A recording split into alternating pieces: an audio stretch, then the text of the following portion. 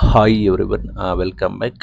ನೀವು ನೋಡ್ತಿದ್ದೀರಾ ಇಂಟೆಲಿಜೆಂಟ್ ಗುರು YouTube channel. SLC result ಅಪ್ಡೇಟ್ಗೆ ಸ್ವಾಗತ. ಹೊಸ ಬದಲಾವಣೆ ಕೊಡ್ತಿದ್ದಾರೆ ಕೋರ್ಟ್ ಆದೇಶ, ವಿದ್ಯಾರ್ಥಿಗಳಿಗೆ ಆತಂಕ, ಏನು ಸಂಪೂರ್ಣ ಮಾಹಿತಿನ ತಿಳಿಸ್ಕೊಡ್ತೀನಿ. ಚಾನಲ್ಗೆ ಸಬ್ಸ್ಕ್ರೈಬ್ ಆಗಿ. ಆದೇಶ ಮರುಪರಿಶೀಲನೆ ಮಾಡೋದಕ್ಕೆ ಹೈಕೋರ್ಟ್ ಒಪ್ಪಿಲ್ಲ. ಪರೀಕ್ಷೆ ನಂತರ ನಿಮಗೆ ಹೊಸ ಪದ್ಧತಿ ಜಾರಿ ತಂದಿದ್ದಕ್ಕೆ ಆಕ್ಷೇಪ ಕೂಡ ವ್ಯಕ್ತಪಡಿಸಿದ್ದಾರೆ. ಬಿಕಾಸ್ ಏನಂದ್ರೆ SLC ಹಿಂದಿ ಪರೀಕ್ಷೆಯಲ್ಲಿ ನಿಮಗೆ ಅಂಕಗಳ ಬದಲಿಗೆ ನಾವು ಗ್ರೇಡ್ ತರ್ತೀವಿ ಅಂತ ಘೋಷಣೆ ಕೂಡ ಮಾಡಿದ್ರು. ತಂದಿರೋ ಉದ್ದೇಶ ಸರಿ ಇದೆ, ಒಳ್ಳೆ ಇದೆ, ಅದನ್ನು ಅಕ್ಸೆಪ್ಟ್ ಮಾಡಬೇಕು. ಬಟ್ ಏಕೈಕ ಈಗ ಯಾಕೆ ಪರೀಕ್ಷೆ ಸಮಯದಲ್ಲಿ ತಂದಿದ್ದೀರಾ ಅಂತ ಹೇಳಿ ಆಕ್ಷೇಪ ಇತ್ತಿತ್ತು. ಕೋರ್ಟ್‌ಗೆ ಹೋಗಿದ್ರು, ಮಾನ್ಯ ನ್ಯಾಯಾಲಯ ಇಲ್ಲ, ಆ ರೀತಿ ಮಾಡೋಕೆ ನಾವು ಬಿಡೋದಿಲ್ಲ ಅಂತ ಕೂಡ ಹೇಳಿದ್ದಾರೆ.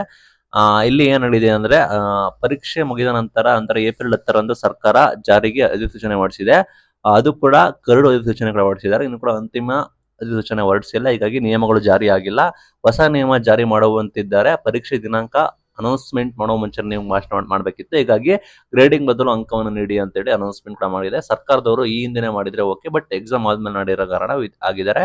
ಇಲ್ಲಿ ಏನಾಗುತ್ತಂದ್ರೆ ಪರೀಕ್ಷೆಗೆ ಮುನ್ನ ಗ್ರೇಡಿಂಗ್ ಪದ್ಧತಿ ಪ್ರಕಟಿಸಿ ಅನೌನ್ಸ್ಮೆಂಟ್ ಮಾಡಿತ್ತು. ಬಟ್ ಒಟ್ಟು ಅಂಕಕ್ಕೆ ಹಿಂದಿ ಸೇರಿ ತೃತೀಯ ಭಾಷೆಗೆ ನಿಮಗೆ ಅಂಕ ಪರಿಗಣಿಸಿಲ್ಲ ಅಂತ ಹೇಳಿ ಮೊನ್ನೆ ಸರ್ಕಾರ ಹೇಳಿತ್ತು. ಹಿಂದಿ ನೀವು ಜಸ್ಟ್ ಎಕ್ಸಾಮ್ ಬರೀರಿ, ಅದಕ್ಕೆ ಅಂಕ ಏನಿರೋದಿಲ್ಲ, ಗ್ರೇಡಿಂಗ್ ಸಿಸ್ಟಮ್ ಕೂಡ ಇರುತ್ತೆ ಅಂತ.